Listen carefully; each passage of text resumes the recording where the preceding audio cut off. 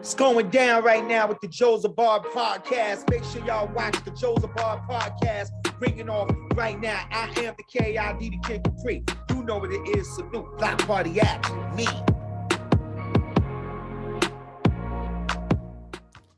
Welcome to another episode of the Jozabad Podcast. We have here our special guest for today, Miss Donna Pazdera. Donna Pazdera, how are you? I'm great. Thanks for having me on. This is really exciting. You know what? I'm so glad that you stopped by because, you and I have a little bit of history together. We've been a part of our lives for quite some time. I mean, I had you for one of my classes back when I was a college student, and we've just maintained that relationship. So thank you for coming by. I'm very excited. Yeah, I have known you a long time. And as I mentioned earlier before we started recording, yes, you were one of those people that always stood out to me. You were you were sort of a class clown. No, not at all. But that was in a good way. Yeah. You know what?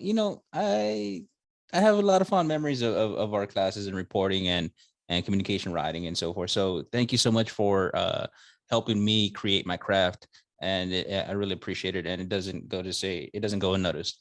But what are you working on now, man? Well, right now, today actually, I am working on an episode of my podcast. Let's plug another podcast.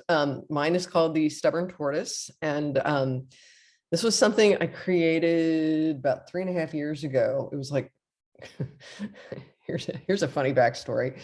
I was really, really sick, and this is before COVID.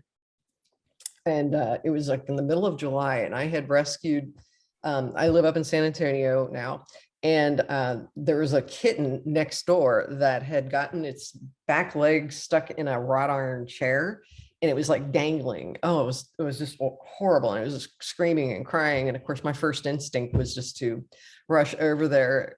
I swear there's a point. Rush over there and save the kitten. And of course, Kitty is scared and hurting and everything else. And so as I'm trying to pull the little leg out, and it was really stuck, Kitty bites me. So I'm bleeding profusely, and I knock on my neighbor's door, and I'm like, you guys gotta help. Anyway, long story short, I ended up going to the emergency med clinic, because of course it was like on a Sunday, and they gave me an antibiotic. And I never had a bad experience with antibiotics before, but unfortunately this one, oh gosh, it's hard to say anything politely about this, but let's just say it stripped my intestines of all the good gut bacteria. And I got this horrendous, and you never want this, horrendous illness called C. diff, which is, I'll just leave it at that. You guys can look it up. It's letter C, DIFF. And I was so sick. I mean, it was just terrible. And I couldn't run. I couldn't do anything because you can't get dehydrated, because if you do, you could die. And instead, then I ended up getting on a second antibiotic. So anyway, all in this time, I have nothing else to do. So I grabbed my trusty phone. Well, not this one, but my then phone. It was a Qualcomm, right? Or was it a Nokia? No, I've always been an Apple person. So it probably was my Apple, probably my Apple 7 or something. Something like that. Yeah. There's been so many Apple phones already, hasn't there?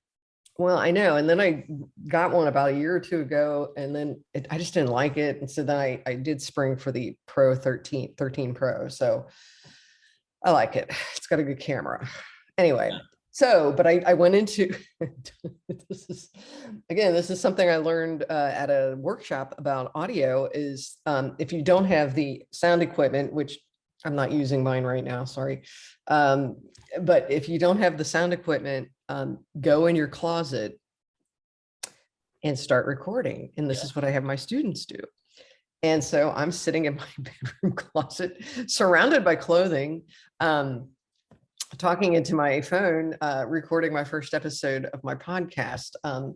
Essentially, it started out, I used to have a blog that was the same name, The Stubborn Tortoise. And I basically just started by reading entries from that blog, because they were all, stories of trail running and things like that. And just about me being, a slow but determined trail runner, and a little non-traditional in that I didn't really get started until I was like in my late 40s. So, so, but eventually it did evolve, and I did get to come out of the closet. And I did get myself a microphone. In disrepair at the moment, but yeah. So did you like that? The little sound effects? Yeah. I like how you do this all live. Yeah, no, this is the first time I actually do it. But in any case, yeah. I mean, I remember I believe in one of your classes you did tell us about that. Like if you don't have the traditional soundproof rooms or studios or something, go into a closet where it's, and make sure that you soundproof the room and do it there and try to record audio there. And sure enough, it works. So it's a great idea. I mean, I've been using that for a while. I know if you can't afford traditional sound equipment, that's probably the most foundational skill you can do.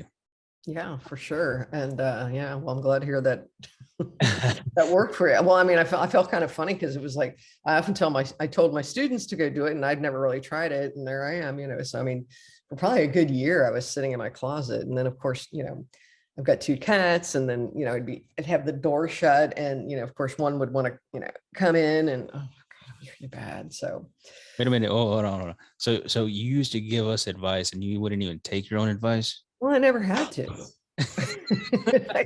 I just learned this stuff. Like I went to a workshop, and I guess that was one of the things, I mean, I knew, like you're supposed to get things called room tone and, nat sound and things like that. But again, my podcast didn't really lend itself to that because it's pretty much unedited. Right. I don't think there might be 1 or 2 episodes that I've edited, but no, I just, just kind of let it raw and unfiltered.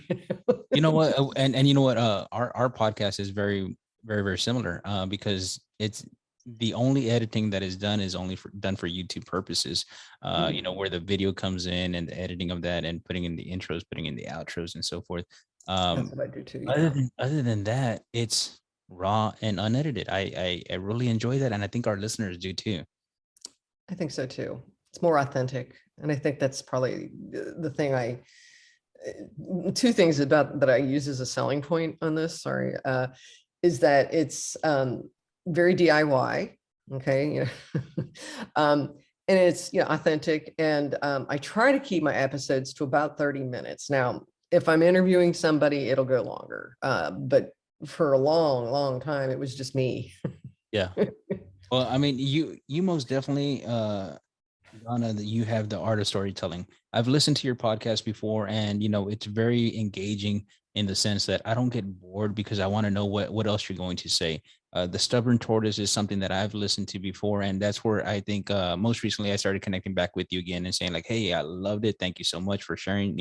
Because again, there's so many people out there, and you don't know how it's impacting others, but I'm sure it'll impact people in the long run. Yeah. I mean, I can tell you, I go to trail races now. And again, you don't have to be a runner to listen to it because it's really just about like, and I just use the trail running as sort of like some type of metaphor.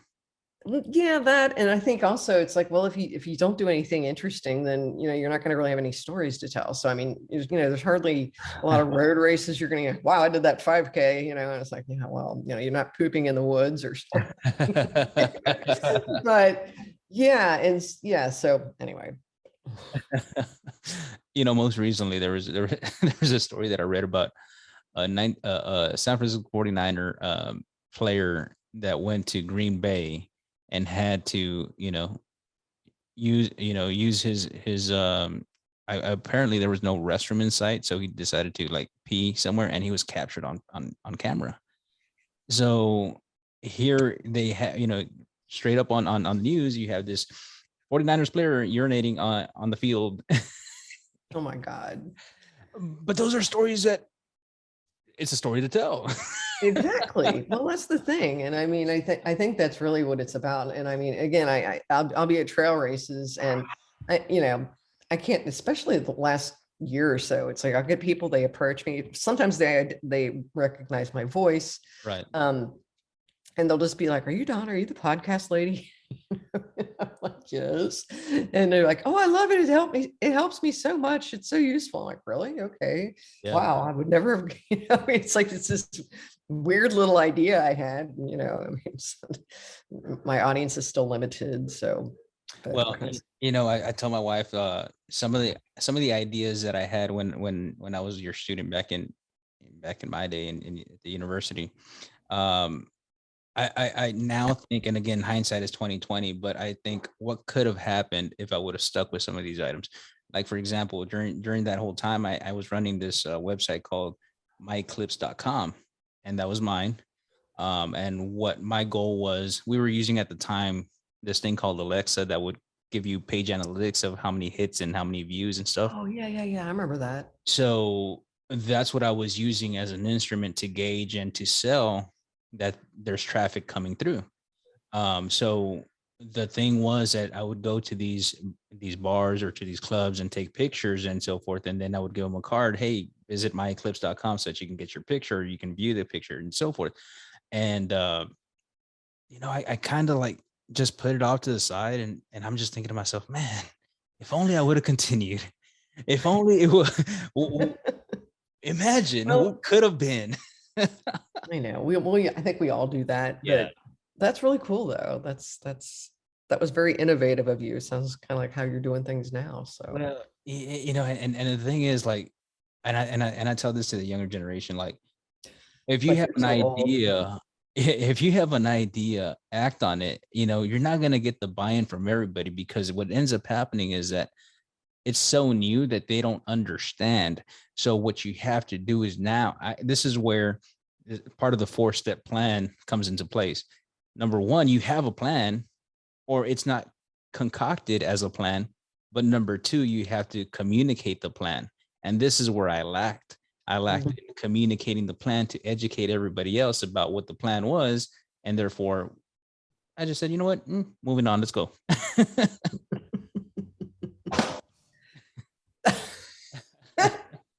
You like that? I know that. I know. So where are the other 2 points of this 4-point plan then? That's another podcast that we are going to have to. Because you can't remember it. No, I do. I think create the plan. Number 2, communicate the plan. And then number 3, implement the plan. Oh, makes sense. And after that, you guide the plan. What's that? You guide it. And Makes if you ever get lost, revert back to step number 1. Good idea. I never think about those things. I think everything is very organic. Yeah, and typically we do. I mean, our experiences typically give us that format or that blueprint, and we don't think that it's a blueprint, but it really is a blueprint. And that's why if you go to my Instagram, I called it the blueprint, because it's what we do.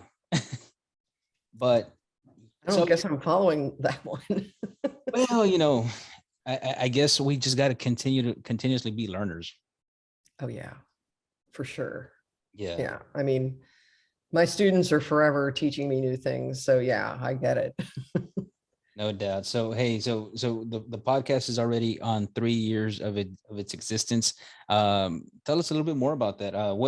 What else should our listeners know about that? Is there any special projects that you're working on with? Well, it's kind of evolved, definitely, coming from the closet into my living room. But it's about maybe about a year or so into it.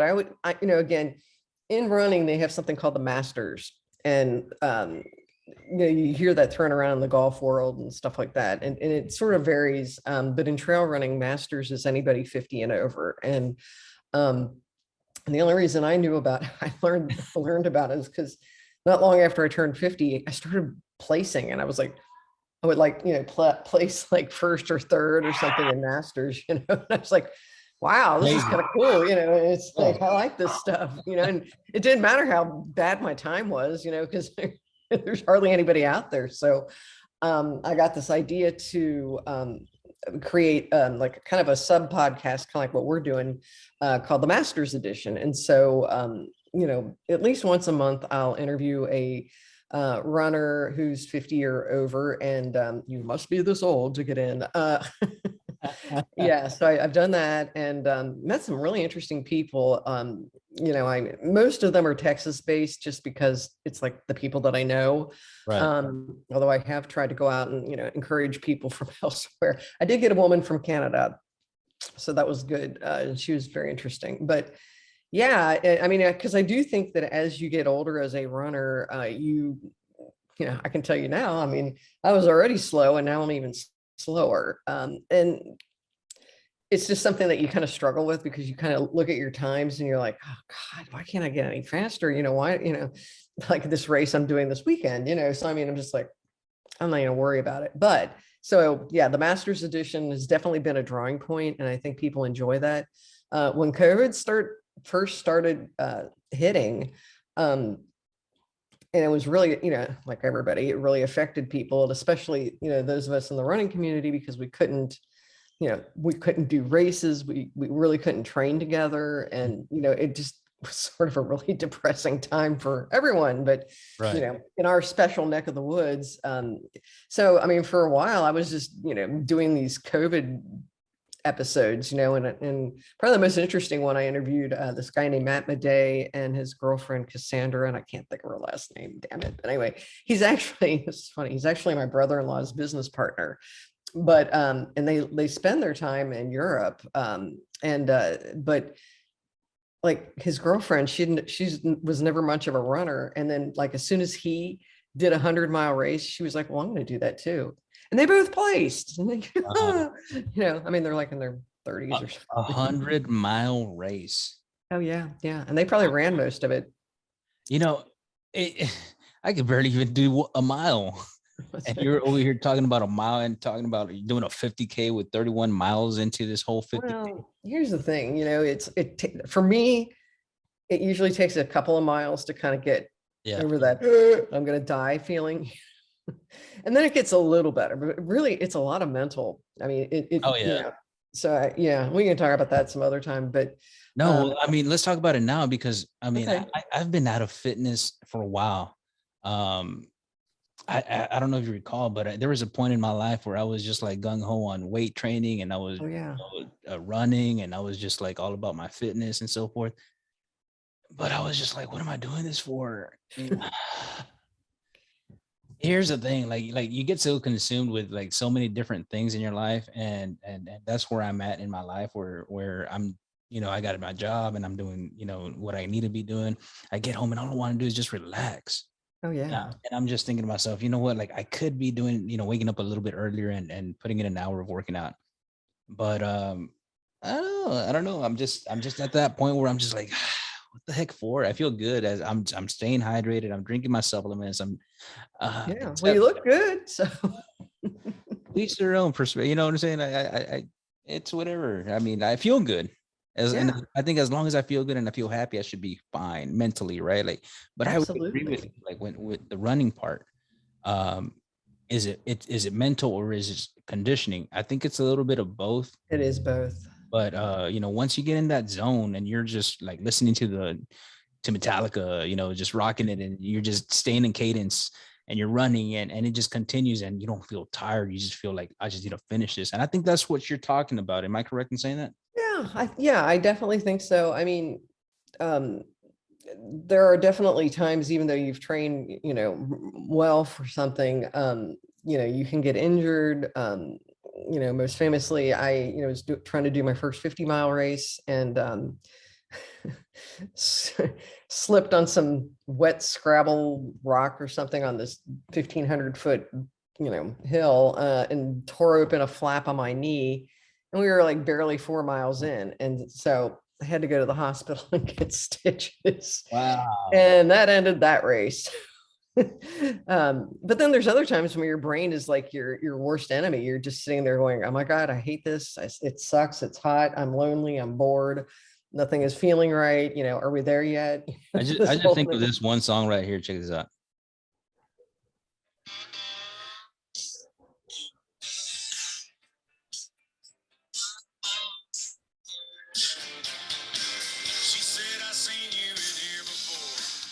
You know what song was this? No. I'm not as good as I once was.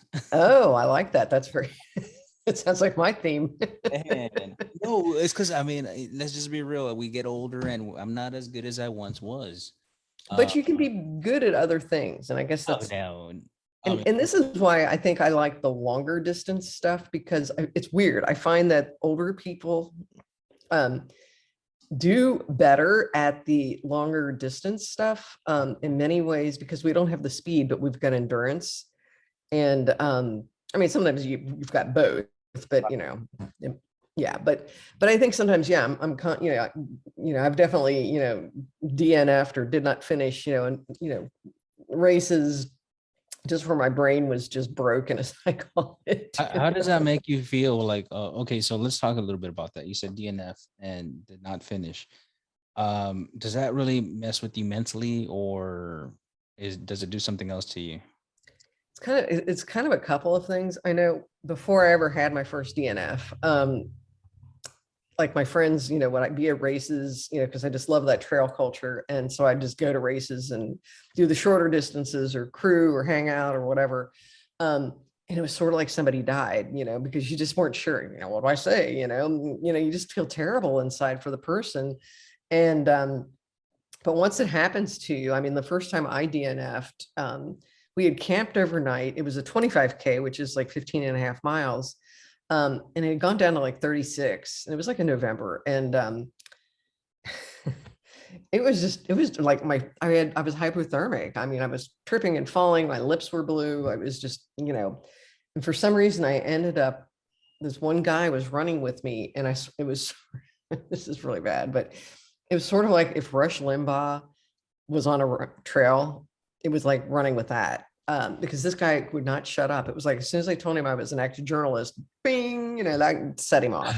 As soon as I told him I taught in the Rio Grande Valley, bing, oh, I bet all those kids are on financial aid. And I'm like, what are you talking about? I was really offended. I was trying to get away from him. What a terrible dude, man. No, he was. I know. But actually, that was my very first blog post. It was called Dick, AKA the Gadfly.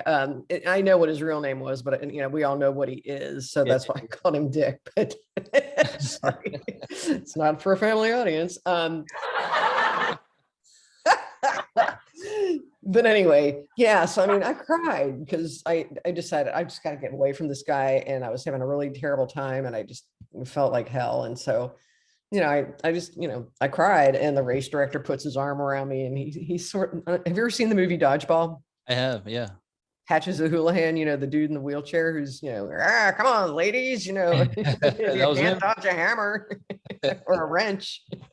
He's like that. Okay. So, Joe's sort of like this tough guy, and I think he didn't know what to do. So he just we're now very good friends, but yeah, he put his arm around, well, there's always next time. But yeah, I mean, sometimes it feels like a death. Sometimes it feels like a huge relief. Like, a little over a year ago, I was doing a 25 miler, and it was self-supported. And this was, again, peak COVID. And we had these like rolling starts. And I think I picked 10 o'clock in the morning on a Friday. Well, my friends were supposed to start with me, but they went ahead without me. They were doing the 100 mile, and I was only doing the 25. And I swear to God, it was like for the first 11 or so miles, there was no one. I saw no one. And it was just like so depressing. And I was just like, I hate this. I'm not going to, half the fun of doing trail runs is making friends, is like making these summer camp friends, as I call them. They're, it's like you bond really well on during that experience. And then, if you see each other again, it's like, hey, I missed you, But here you were, and there was no one. No one. And so I rolled into the aid station, and two of my friends were there. They were running it. And I'm like, I'm dropping. And, the husband's like, well, do you want to ride back? I really don't deserve it, but sure. Appreciate it. Hey, so my brain is broken. Nothing else is. But going back to the way it made you feel, your brain is broken, man. So it's not for the faint of heart. It's not for those individuals that are not mentally strong, I would imagine. No, because you got to figure it out. I mean, for me, like, sometimes it's just that determination. I remember the first time I did a 50K, it was fine. It was 4 loops. It was at that same place where I DNF'd the first time. Funny. Oh, the irony, because that's where I also did my first 50 miler. I love that place. It's called Bluff Creek Ranch. It's out just north of LaGrange, Texas. Mhm. And there's Longhorns, and it's a mountain biking place. So it's not as crazy as some of the other places that we go. But yeah, it was like all of a sudden this storm rolled in by the third loop. It was like lightning splashing through the pastures. Just like, oh God, please don't call the race. Don't call the race, you know, and the race director, the same guy that put his arm around me, he's out there lashing ropes to trees so we weren't sliding, you know, and breaking our legs and stuff. I mean, at one point I slid down a hill, you know, on my butt. You know, I'm just coated in mud, and I was just like having the best time because I was like, Yeah. I'm going to be an ultra runner today, you know, and so I think sometimes you have that sense, you know, like, I don't care what happens. And then there's other times when you're out there and you're like, I hate this crap. I don't want to be in it.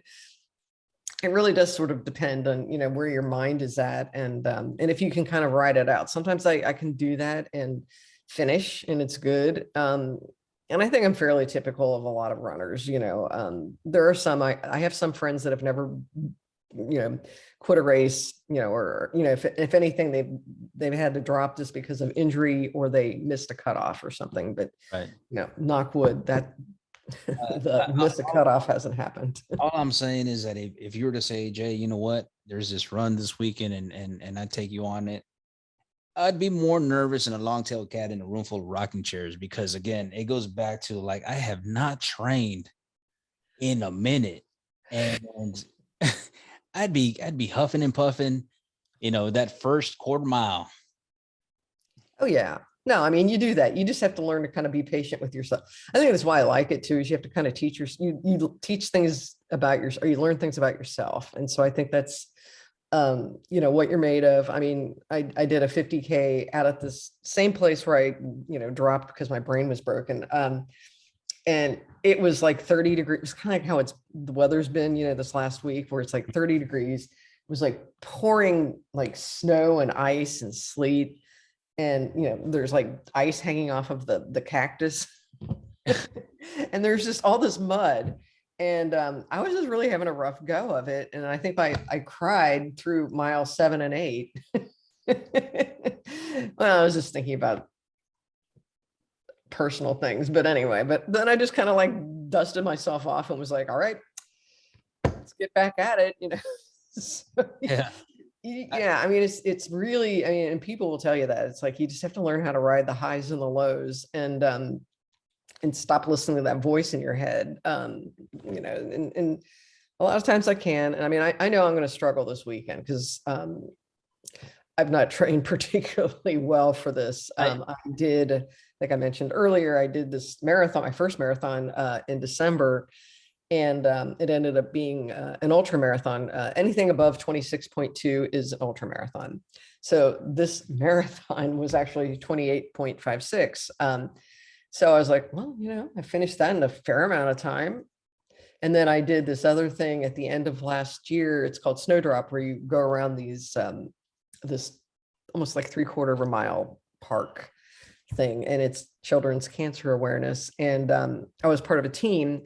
And I think all told, over the course of like about 24 hours or so, I got like about 25 miles in. So I felt like, well, that's pretty good. You know, it's time on your feet. And so I feel okay. You know, one of the things is that I like, I find interesting and fascinating is like, I think you mentioned it about the culture of trail running, or the culture of running. And you know, I think that's part of what cities are doing now to try to be preventative in the health of their communities. So they're sponsoring all these runs, right? These fun runs.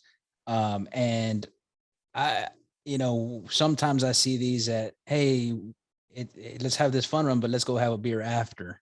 Or they give you a beer right after, right? Oh, yeah. And part of that is a celebration. Part of that is like the thing or the moniker behind the race, right? Tell me a little bit about that, because to me, I find it kind of ironic. Like, we're doing something healthy, but then let's go have a beer. But I understand the sense of it. Yeah, I mean, I don't know. I never drink beer after a race. I mean, unless it's like a night race, but that's a different culture. and we have also, again, we do some of these night trail races, which is very, very different. And I worked an aid station with this guy, and he brought a bottle of Fireball. Oh yeah. Let me ask you this: did he take a selfie right after?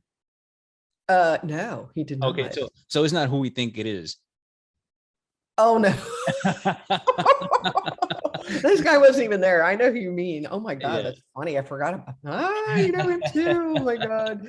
No, but so this guy and I we're working the aid station, and he's got the bottle there, and this one guy, because people take 3 loops to get through this thing, and it's not unusual at trail races for people to drink shots. I don't ask me why. I mean, not really during the day, but these night ones, or a really long one, they might do it. Sometimes in the winter, it feels good just to stay warm. I mean, you don't want to get too trashed because, I haven't really, Anyway, so yes, so we did a shot with this first person, and we're like, yeah, let's do it with each person, and then I'm like, oh God, no, I'm going to be like, on my face if I do another one.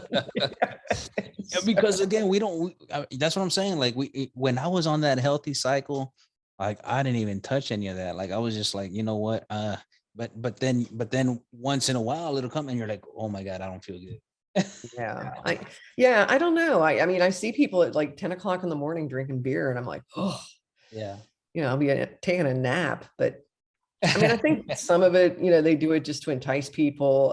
I can tell you that relay thing I was just talking about, Snowdrop, it's sponsored by Michelob Ultra, and people can drink beer if they feel like it. But as long, and then that's what it boils down to. You know what? Let's do something healthy, but let's make a party out of it. Let's make an opportunity to get some hashtags and retweets and all that good stuff, right? Yeah, I think so. And I think also it's, sometimes, I mean, I know when I used to do these really long bike rides, again, I'm not much of a beer drinker, but I would love to have a beer after a really long bike ride, because it was like, you got to carb up.